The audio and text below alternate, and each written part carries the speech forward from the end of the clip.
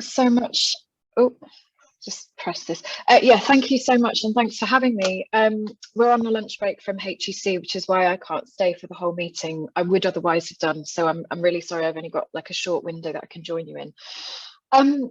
You guys were so close to the threshold. It must have been really painful, and I want to send commiserations with you on that, and I know how that feels. But I want to try and convey to you the power and the energy that you can bring to the dispute by getting the votes out, by getting the votes over 50%, and by voting yes to action and action short of a strike. The 3 days that we've taken last week, I travelled around 3 different branches. Well, actually more, because London is huge and you can go around lots of different branches. There must have been about 6 or something. And the energy everywhere is really significant, that it's drawing on not only the conditions that we have been working and struggling under for so long in relation to the full rights dispute, not only the unfairness and injustice of what is being done to our pension scheme, but also on the back of the pandemic, the way that our employers view us writ large, in the way that we've been treated and the way that we have been scapegoated as staff in universities. And you can see that as well in the way that employers are deploying that rhetoric in talking about UCU calling a strike action. I only have to look to the comment of the Vice-Chancellor, who apparently was not bold enough to use their own name when giving comment to The Guardian, talking about wishing to see bloodshed in the union over these disputes. These are 2 disputes which our employers have the ability to resolve very quickly if they enter into meaningful, proper negotiations with us, where they commit to meaningful actions. And we understand that not everything that is wrong with the sector is going to be solved in a snap of the fingers overnight, that it will involve negotiating things that then need to be put in place at universities across the UK and monitored. But that, if they were to do that, if they were to join with us and actually work with us on that, would be a very meaningful change of direction from the one that we're in at the moment, where they've gone quite recalcitrant and into attack mode. And I think that the 3 days of action that has been taken, and the action short of a strike that we're in the middle of now in the branches that were over the 50% threshold, has frightened the living daylights out of them, to be quite honest, because you can see that in the weirdly aggressive responses and the strange self-contradictions in the statements that Universities UK and UCU have put out. So in terms of Exeter, I want to speak a little bit about what the act of voting in a ballot means.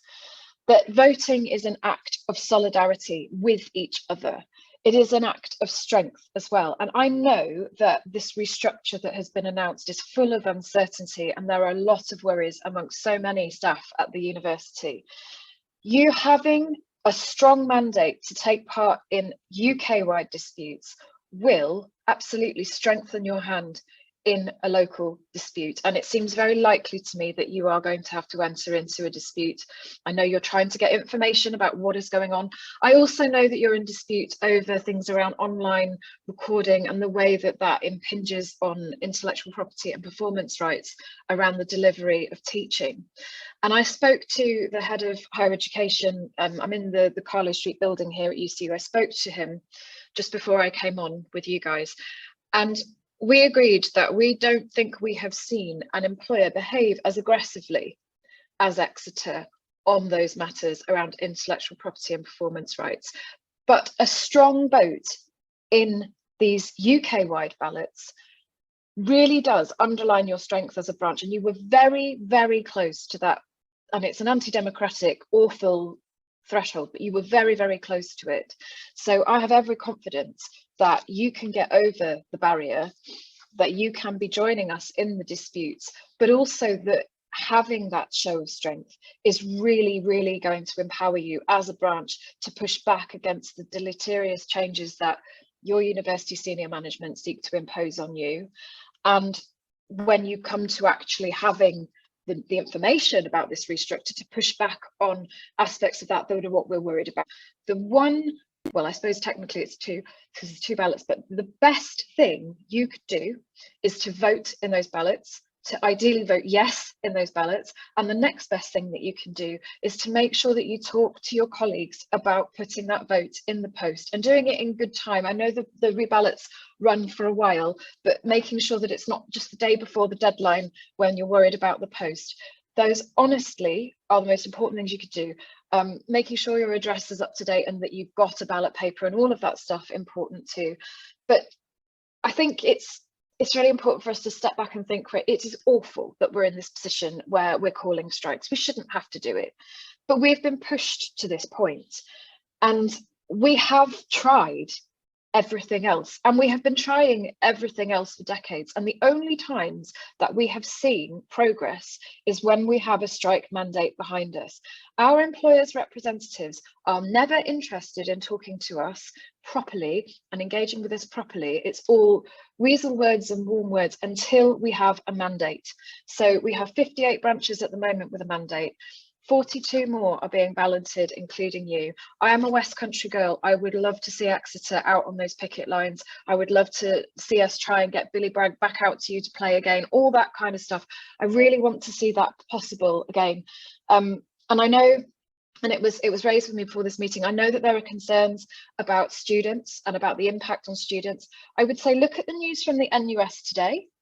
The NUS themselves have called for a walkout and a teach-in of students on the 2nd of March in 2022. Over 73% of students voting in an NUS online survey voted to say they supported our action. I would anticipate that support has increased after the strike action because there's been more dialogue between students and staff. And really, we are doing it for us and our students. And I know that it's become a cliche, but it's a cliche because it's true. Our working conditions very much are our students' learning conditions. I could rant for the rest of the time I've got with you in this meeting. I'm going to stop because I wanted to leave a bit of space for questions. But I just want to say, if we are in a situation where the most vulnerable among us face the worst cuts to our pension, we have the worst working conditions, and no one is looking after us from the employer point of view, we only have each other.